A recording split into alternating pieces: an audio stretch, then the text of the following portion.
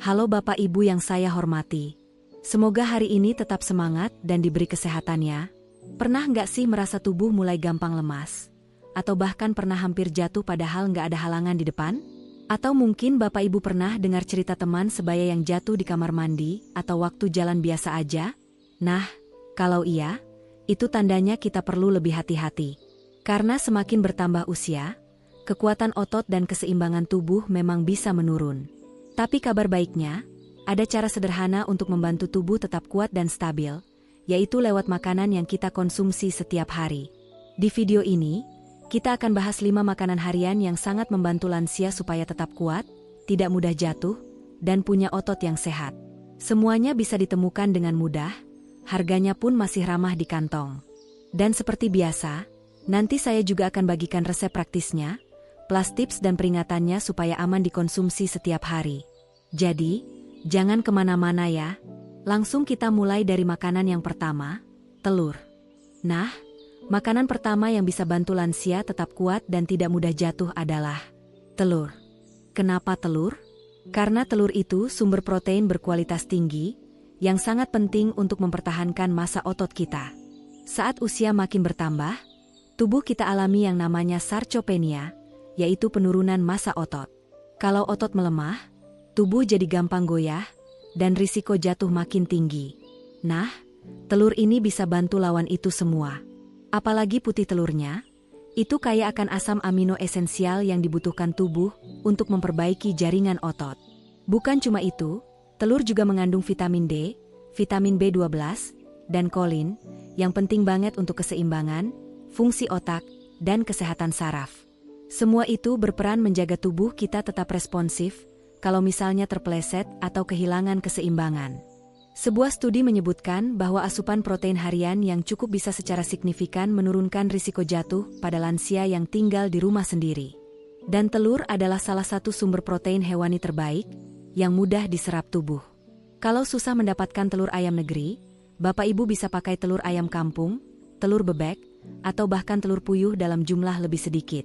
Bisa banget bikin menu sarapan sehat, seperti telur rebus, tumis bayam, nasi merah. Atau bikin telur kukus dicampur daun bawang dan wortel parut, lembut dan gampang dikunyah. Untuk lansia sehat, cukup konsumsi 1-2 butir per hari. Kalau punya riwayat kolesterol tinggi, lebih baik konsultasi dulu ke dokter, atau cukup makan kuning telurnya seminggu 2-3 kali saja. Hindari menggoreng telur dengan minyak banyak.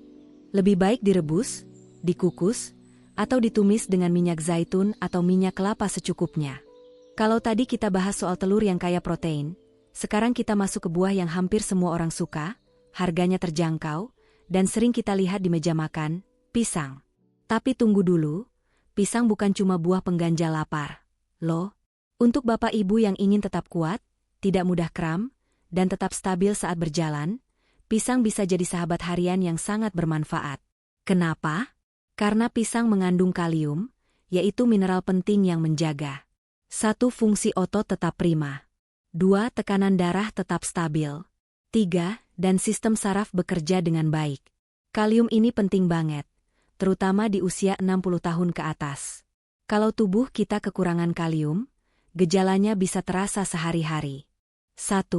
Otot cepat capek padahal cuma jalan sebentar. 2. Tiba-tiba kaki kram tengah malam. 3. Atau saat berdiri mendadak, kepala langsung pusing dan tubuh seperti mau roboh. Semua itu bisa berujung ke jatuh mendadak, yang sangat berbahaya bagi lansia. Apalagi kalau jatuh di kamar mandi atau tidak ada orang di sekitar, risikonya bisa besar. Sebuah mengungkapkan bahwa lansia yang rutin mengonsumsi makanan tinggi kalium memiliki massa otot lebih stabil, risiko tekanan darah tinggi lebih rendah, dan lebih sedikit mengalami kasus jatuh dalam setahun terakhir. Jadi, bukan hanya menyehatkan otot, kalium dari pisang juga menjaga sirkulasi darah tetap baik ke seluruh tubuh termasuk otak dan jantung. Dan semua itu berpengaruh ke keseimbangan tubuh secara keseluruhan. Jenis pisang yang bagus untuk lansia. 1. Pisang Ambon teksturnya lembut, mudah dicerna. 2. Pisang Raja manis alami dan mengandung vitamin C. 3. Pisang Kepok. Bagus untuk pencernaan, apalagi yang dikukus. Kalau bisa, pilih pisang yang matang sempurna kulitnya kuning dengan sedikit bintik coklat. Itu tandanya gulanya sudah alami, dan lebih mudah dicerna oleh tubuh. Alternatif lokal untuk kalium, buat yang kurang suka pisang, tenang saja. Kalium juga bisa didapat dari 1. Pepaya matang lembut di lambung, baik untuk pencernaan. 2. Ubi jalar kukus, bisa jadi cemilan sehat dan kaya kalium juga. 3. Kacang hijau rebus, sumber kalium plus serat. Resep praktis untuk lansia. 1. Sarapan sehat. Campurkan pisang yang diiris kecil dengan oatmeal hangat, tambahkan sedikit madu dan taburan kacang sangrai. 2. Smoothie pisang. Blender pisang matang dengan susu kedelai dan 1 sendok yogurt tanpa gula. Rasanya lembut, tidak terlalu manis, dan sangat baik untuk tulang serta pencernaan. 3. Pisang kukus coklat. Kukus pisang kepok, lalu beri parutan kelapa dan bubuk coklat murni sedikit, jadikan camilan sore. Tips konsumsi dan peringatan. 1. Untuk yang punya diabetes atau pradiabetes, batasi konsumsi menjadi setengah pisang dalam satu waktu, dan pastikan dimakan bersama serat atau protein, supaya gula darah tidak naik tiba-tiba. 2. Hindari pisang yang masih mentah atau sangat matang hingga terlalu lembek, karena bisa membuat perut tidak nyaman. 3. Jangan konsumsi pisang dalam keadaan perut kosong, terutama kalau punya masalah lambung atau MAG. 1 tips sederhana. Cobalah makan pisang 30 menit sebelum olahraga ringan, seperti jalan pagi atau senam, karena bisa bantu tubuh lebih bertenaga dan tidak gampang capek. Nah, sekarang kita bahas makanan yang sering kita temui di pasar tradisional, harganya masih terjangkau, dan sangat kaya manfaat. Ikan kecil berlemak, seperti teri, kembung, dan sarden lokal. Kalau dengar kata ikan kecil, mungkin sebagian dari kita langsung terbayang lauk sederhana yang digoreng kering. Tapi jangan salah, di balik ukurannya yang mungil, ikan-ikan kecil ini menyimpan kekuatan besar, terutama untuk tulang, otot, dan sendi. Kandungan utama. 1. Kaya protein untuk menjaga massa otot. 2. Mengandung kalsium dan fosfor, penting untuk menjaga tulang tetap kuat. 3. Sumber omega-3 alami, terutama DHA dan EPA, yang bantu kurangi peradangan di persendian, dan menjaga keseimbangan sistem saraf. Studi dari The Journal of Nutrition and Healthy Aging menyebutkan bahwa konsumsi rutin ikan berlemak kaya omega-3 pada lansia dapat 1. Meningkatkan fungsi otot. 2. Mengurangi nyeri sendi dan radang akibat osteoartritis. 3. Dan membantu menjaga keseimbangan tubuh agar tidak mudah jatuh. Ikan kecil seperti teri punya kelebihan karena dimakan utuh, termasuk tulangnya. Itu artinya, kita juga ikut mengonsumsi kalsium alami yang bagus banget buat tulang lansia. Alternatif lokal yang sama sehat. 1. Ikan kembung, kaya omega-3 dan lebih murah dari salmon. 2. Ikan tongkol asap, tinggi protein, rendah lemak jahat. 3. Ikan lele lokal, murah dan padat nutrisi, apalagi jika dimasak dengan cara dikukus atau dibakar. Resep praktis dan ramah lansia. 1. Pepes ikan teri daun kemangi. Campur ikan teri segar dengan bawang merah, daun kemangi, sedikit cabai, dan kukus dalam daun pisang. Tidak digoreng, rendah minyak. 2. Sup ikan kembung jahe. Ikan kembung dimasak bersama irisan jahe, tomat, dan daun bawang. Hangat, gurih, dan nyaman di perut lansia. 3. Teri goreng oven. Ikan teri direndam air jeruk nipis, lalu dipanggang di oven agar tetap renyah tapi tanpa minyak berlebih. Tips konsumsi dan peringatan. 1. Pilih ikan kecil yang segar, hindari yang terlalu asin atau diawetkan dengan berlebihan. 2. Hindari memasak dengan minyak banyak, karena bisa meningkatkan kadar lemak jenuh yang tidak sehat. 3. Bagi lansia yang punya asam urat, sebaiknya batasi konsumsi ikan kecil menjadi 1-2 kali seminggu, karena beberapa jenis mengandung purin sedang. Saran penting. Sertakan ikan kecil berlemak ini minimal 2-3 kali seminggu, dikombinasikan dengan sayuran hijau. Kombinasi ini bisa bantu menjaga kekuatan otot, sendi, dan keseimbangan tubuh agar tidak mudah goyah saat berdiri atau berjalan. Jadi, jangan remehkan lauk sederhana seperti ikan teri atau ikan kembung. Dengan cara pengolahan yang tepat, mereka bisa jadi pahlawan kecil dalam menjaga lansia tetap aktif, kuat, dan mandiri. Kalau Bapak Ibu merasa sering pegal di punggung, nyeri di lutut, atau merasa cepat lelah walau cuma berjalan di halaman, besar kemungkinan tubuh sedang kekurangan kalsium dan vitamin D. Dan dua zat ini banyak terdapat dalam satu sumber makanan yang sangat familiar, Susu. Susu bukan cuma untuk anak-anak atau remaja.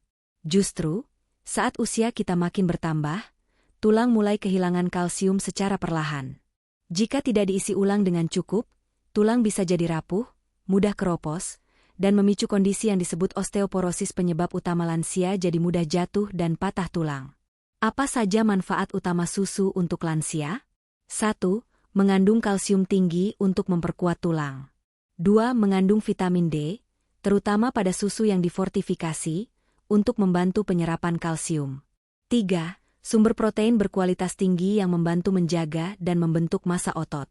4. Mengandung vitamin B12, yang penting untuk fungsi otak dan sistem saraf. Dalam jurnal The Journal of Bone and Mineral Research, disebutkan bahwa lansia yang mengonsumsi susu rendah lemak atau olahan susu seperti yogurt secara rutin, memiliki risiko lebih rendah terkena patah tulang dan kehilangan massa otot.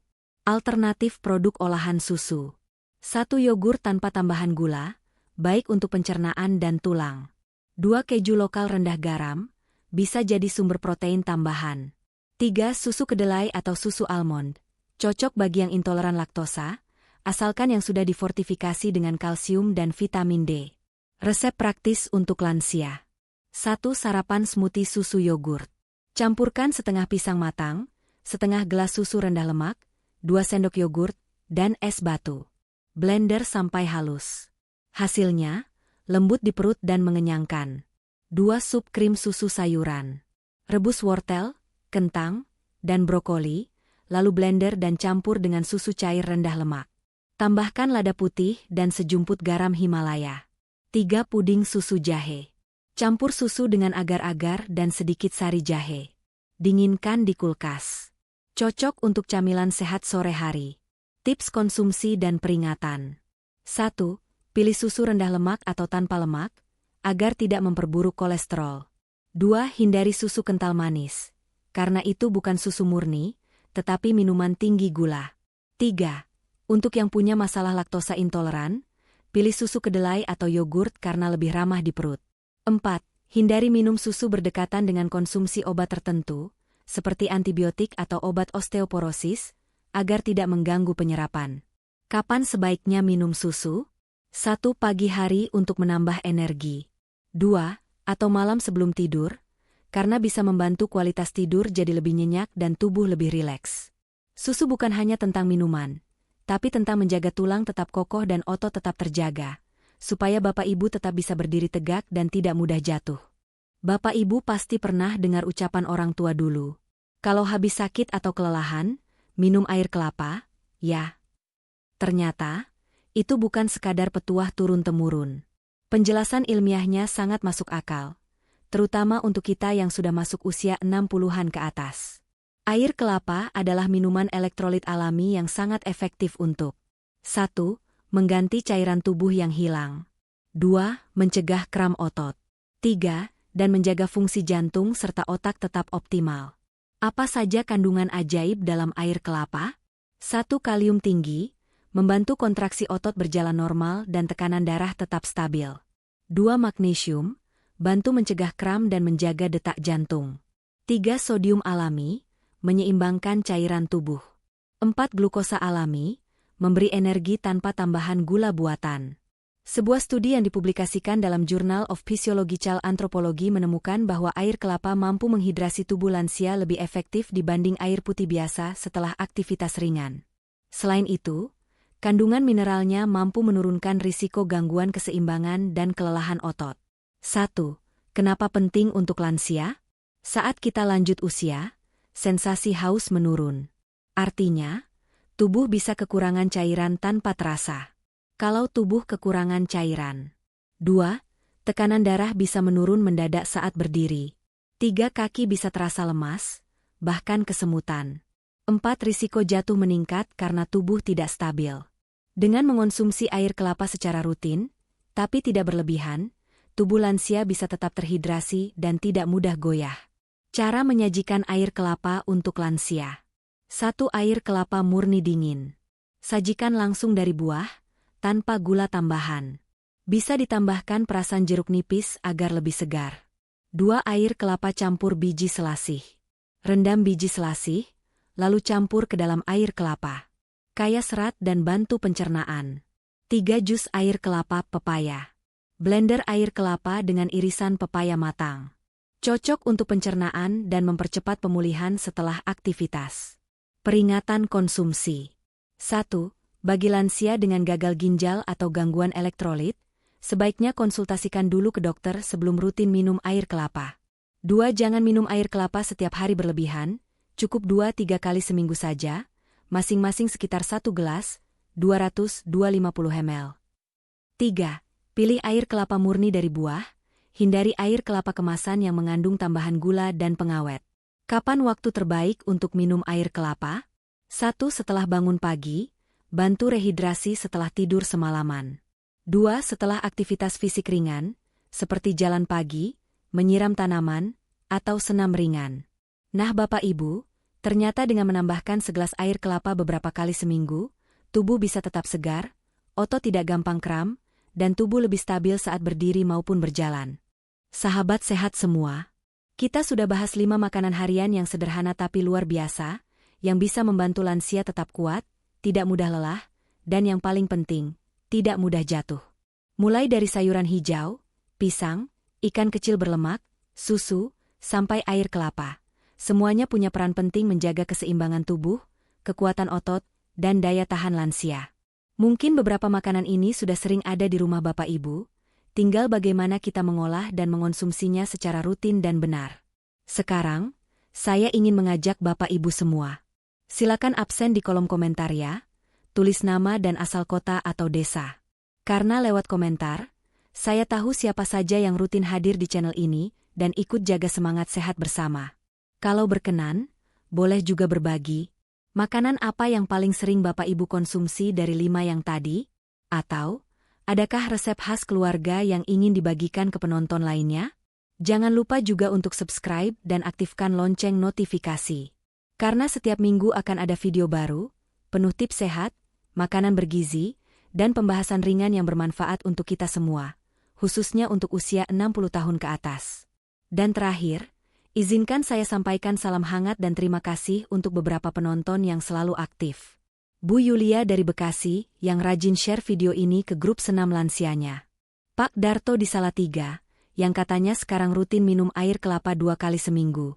Dan Ibu Sri dari Probolinggo, yang bilang setiap pagi sekarang minum smoothie pisang ala video sebelumnya. Terima kasih ya, Bapak Ibu, semangat kalian luar biasa. Jangan menyerah untuk terus hidup sehat.